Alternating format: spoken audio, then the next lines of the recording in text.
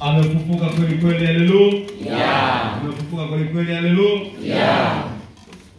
Kristo tumaini letu. Kristo.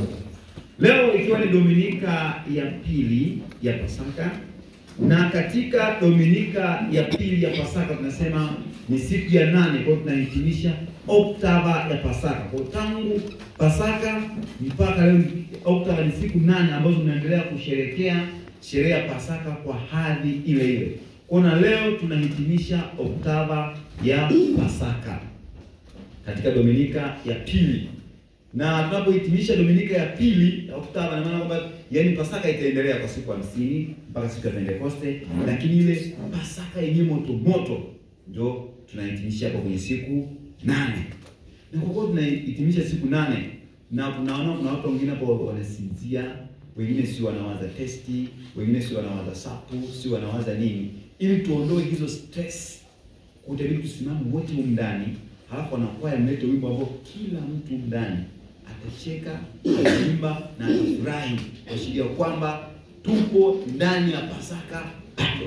Kufuatia maono ambayo Bwana wetu Yesu Kristo alimtokea Mtakatifu Faustina wa Kowalska, na akamwambia ya kwamba Dominika ya pili iwe Dominika ya huruma ya Mungu kwa watu wote.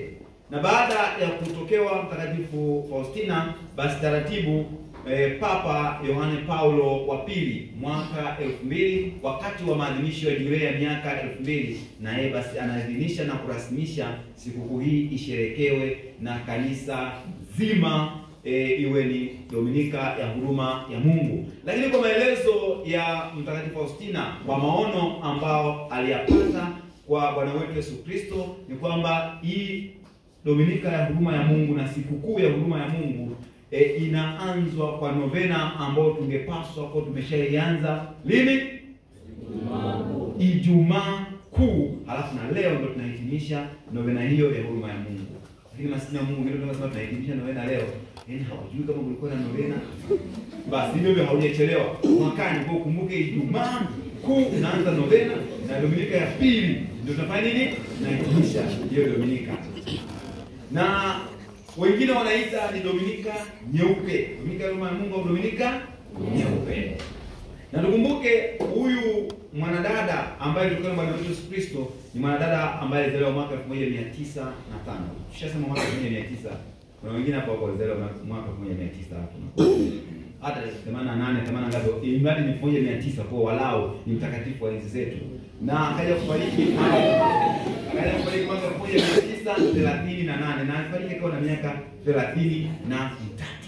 Fikiria, huyu wakati anaanza kutokewa, Bwana wetu Yesu anaanza kumtokea, alikuwa na miaka 19. Yaani ilikuwa bado pisi ndogo fulani. Kwa miaka alikuwa na miaka 19. Alipofika umri wa miaka 20, akajiunga na shirika. Akaenda utawani. Kwa baada ya kujiunga utawani ndio ikaanza sasa kutokewa mara nyingi kati ya mwaka 1930 mpaka 1938. Na Yesu namna ambavyo alijitokeza kwa Mtakatifu Faustina, alijitokeza na akaamuru amchole kama anavyomuona, na alikuwa anaonekana akiwa ana miale nyeupe na miale nyekundu. Picha yake ndio picha ya huruma ya Mungu. Tunaifahamu, umeiona mahali fulani. Tunataja picha kwa Mungu wengine ndio hawaje kuenda waliona leo. Picha hii hapa. Kwa alitokea akiwa na picha ya mtindo huu, na akamwagiza achore picha ya mtindo huu, na akionyesha kwamba hii miale nyekundu inaonesha inaonesha damu ambayo ilitoka pale alipochoma na mkuki kwenye moyo wake. Kwa damu ilitoka pale kwenye moyo wake ndio inawakilisha hii mishale. Kwetu sisi ni alama ya uzima. Lakini pia miale nyeupe ambayo inaonesha maji, inaonesha utakaso. Kwa ndio picha ambayo alimamuru Mtakatifu Faustina aichore, na akaahidi kwa yeyote yule ambaye ataiheshimu hii picha ya huruma ya Mungu ataiweka chumbani kwake. Lakini sio kuiweka tu, picha hiyo iwe imebarikiwa. Basi aliahidi kwanza atapata ondoleo la dhambi zote na kupata rehema kamili.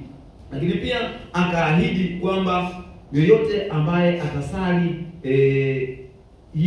atakuwa na hii picha na kuiheshimu, basi yeye atakapokuwa anakufa, basi atapata neema ya kupata kitubio, na hivi kupata neema ya kifo chema.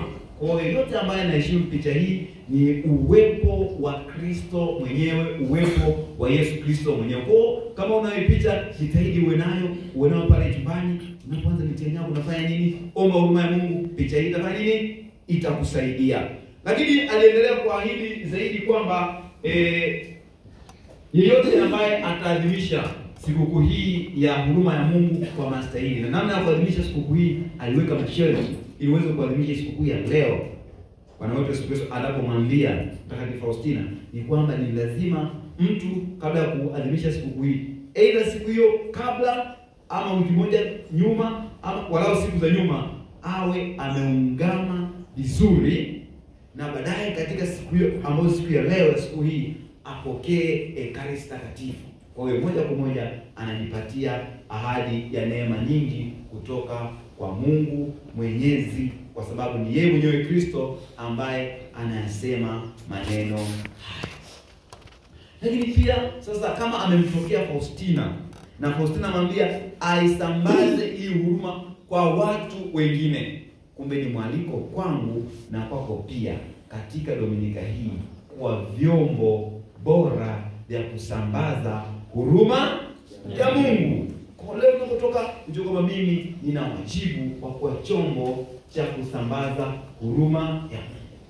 Kwa kama wewe ulikuwa umefanya uwekezaji mkubwa sana kusambaza masengenyo na umbea, leo hii stop, unaanza kusambaza huruma ya Mungu. Kama ulijiwekeza kwa wewe ni msambazaji wa majungu, fitina na ukatili na mambo yote hayo, leo unaacha na kuwa msambazaji wa huruma ya Mungu. Kwa leo sote tunaalikwa kuwa vyombo bora vya kusambaza huruma ya Mungu kama Mtakatifu Faustina alivyofanya. Kwamba mtu akikuona aone kwamba nimekutana na uso wa huruma ya Mungu. Sio tunakutana sana, nimekutana na nini? Kitu gani? Sisi tuwe sura na uso ya huruma ya Mungu. Hiyo ni katika huruma ya Mungu. Lakini hebu twende kwenye injili yetu ya leo, ambapo tumesikia mitume wamejifungia ndani kwa hofu kubwa. Na wanahofia kina nani? Wanahofia Mayahudi. Hizo kwa hofia Mayahudi. Ukifikiria hawa watu walikuwa wanaambatana na nani? Na Bwana wetu Yesu Kristo. Wanapita huko mtaani, wanatamba. Wapo na nani? Na mwamba. Sasa mwamba ameuawa. Hayupo. Mnafanyaje? Na ninyi mlionekana mtaani mnapita, mnatoa mafundisho ya nguvu, mnafufua watu. Fahamu mtu sio mchezo. Kuponya watu, sio kutoa pepo. Mwamba sasa amefariki. Na mwamba alikuwa na mambo mengi magumu, anawaambia watu vitisho vya kutosha. Na ninyi si naye mbabe amefariki sasa. Lakini hofu nyingine inakuja kwa sababu wanakuja kuwaza. Fikiria ile siku ya Ijumaa Kuu, kuna wengine hawakuweza kustahimili, sio wengine. Ni mmoja tu alibaki. Majority walifanya nini? Walisepa, walikula kona. Sasa mwamba inakuwaje? Kwa wamejifungia ndani kwa hofu. Na Yesu tunaambiwa anakuja na atokee milango ikiwa imefungwa katikati yao. Anatangaza nini? Amani. Anasema amani iwe. Hata fikiria sisi katika hali ya kibinadamu kwamba wewe ulikuwa na washikaji zako ambao umeongozana nao. Unakula nao, ni washikaji zako wa karibu. Halafu ukapatwa na masaibu. Unajua sasa washikaji walinitosa, walisepa, waliniacha katika tatizo, waliniacha katika shida, si ndio? Sasa ninarudi natokezea. Yaani ungekuwa ndio mshikaji sina natokezea tu, unaenda kwa wale jamaa walinikimbia hapo. Yaani maneno ya kwanza yangekuwa ni maneno yetu.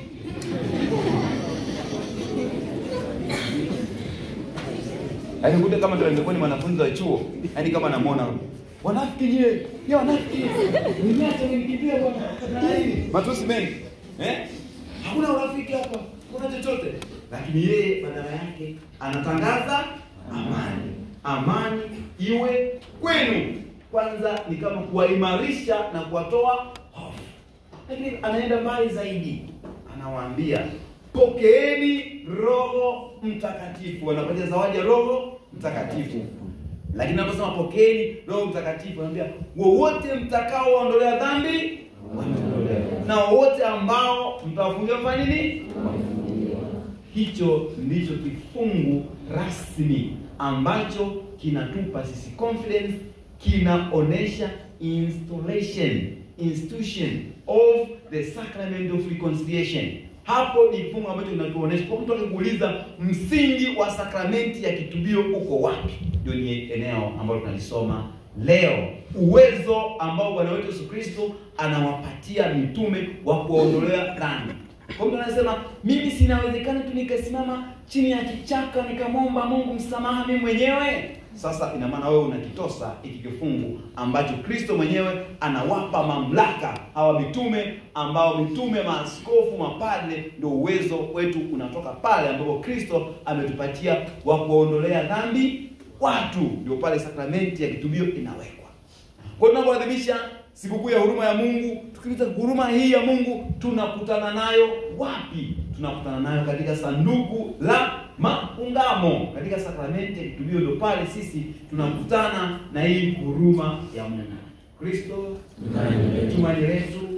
Na moja ya vitu ambavyo Bwana wetu Yesu Kristo wakati anamtokea Faustina alilosisitiza kwamba ili mtu apate huruma ya Mungu vizuri ni yule mtu ambaye anaungama kwa dhati. Ina maana anaiongea hii sakramenti ya kitubio ambayo Kristo leo anaiweka na anawapatia uwezo huo mitume ili wafanye. Kwa sababu mimi na wewe tuulize kwa mara mwisho tumeungama nini? Okay, sasa ndio tuliungama labda wiki iliyopita, labda kabla. Tuliungamaje?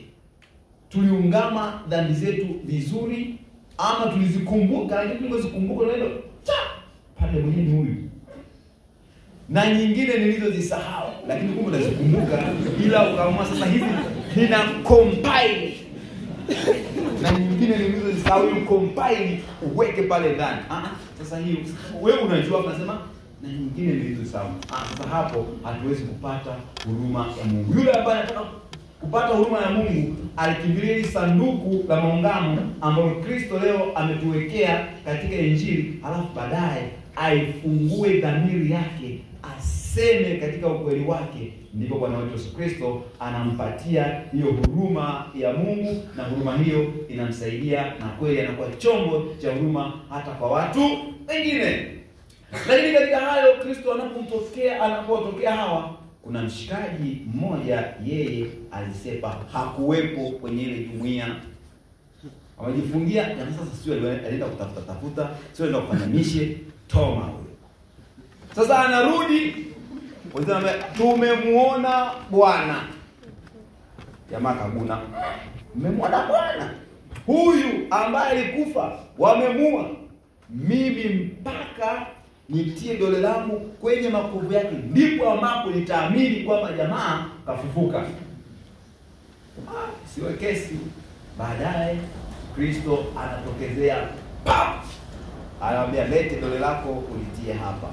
Kwanza tuanze kumwangalia huyu Toma na haya mashaka yake. Hayupo elimia, na anaporudi na anamwambia Bwana amefufuka. Yeye anasema hapana, mpaka nithibitishe. Si ndio? Huyu tuseme alikuwa na imani hapa, si ndio? Alikuwa hajaimarika kiimani, si ndio? Lakini mimi ninamtazama huyu Toma katika mtazamo ambao ni positive. Huyu anatumia akili yake katika kuamini. Reason and faith. Sio naamini tu, anahoji kwanza. Na sisi katika imani yetu ya Katoliki ni lazima tuhoji, sio naamini tu.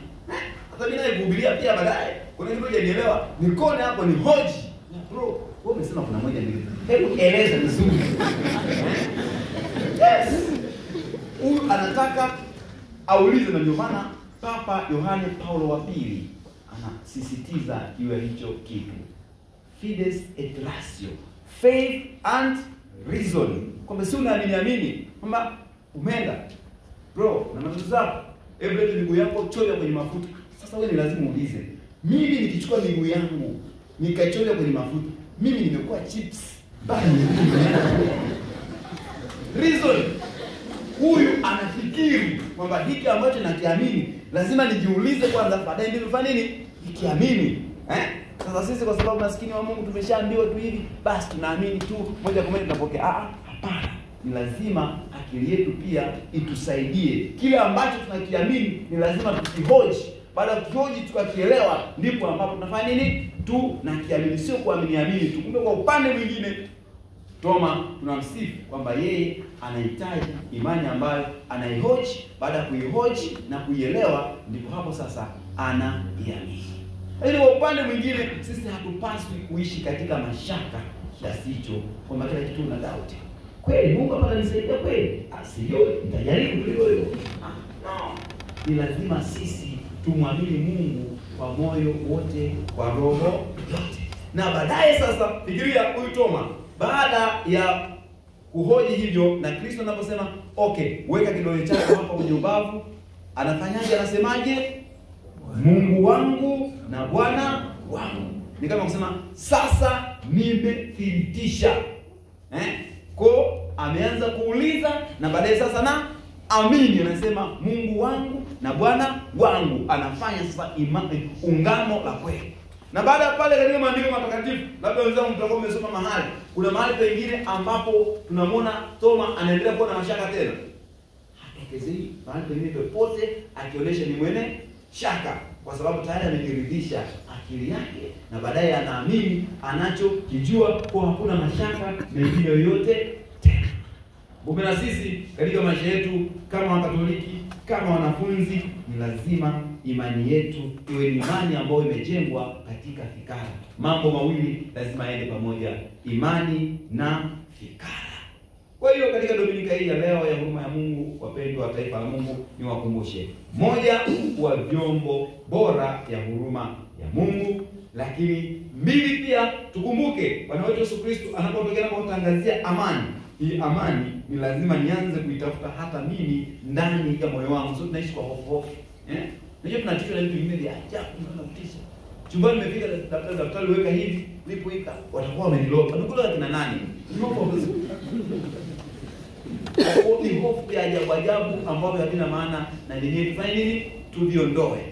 Ni lazima tuwe na amani ya ndani. Napokuwa na amani ya ndani, unaweza kufanya mambo yaliyo mengi. Lakini amani ya ndani na amani ya nje, vyote hatuwezi kuvipata kama hatutalisogelea sanduku la maungamo, yani sakramenti ambayo Kristo leo ametuwekea katika somo la Injili ya leo, ambayo inasisitiza pokeeni Roho Mtakatifu. Kwa Roho Mtakatifu ndiye ambaye anafanya kazi, anayetuondolea dhambi zote katika sakramenti ya kitubio. Lakini pia ili tuweze kuwa watu ambao tunasambaza huruma, ni lazima tuwe watu ambao tumejiimarisha zaidi katika upendo na msamaha. Hatuwezi tukasema sisi ni vyombo bora vya huruma ya Mungu kama ni wazito kusamehe. Hatuwezi tukasema sisi ni vyombo bora vya huruma kwa watu wengine kama hatuwezi kupenda. Hatuwezi tukasema sisi ni vyombo bora vya huruma ya Mungu, lakini ndani mwetu tumejaa ukatili na mambo ambayo ni mabaya. Kwa nguvu zetu hatuwezi. Tuombe neema ya Mwenyezi Mungu itusaidie, ili basi tuweze kusimama imara na kwa vyombo bora vya huruma ya Mungu. Na sasa niwakaribishe wale Radio Maria wanaotaka kuweka ahadi zao.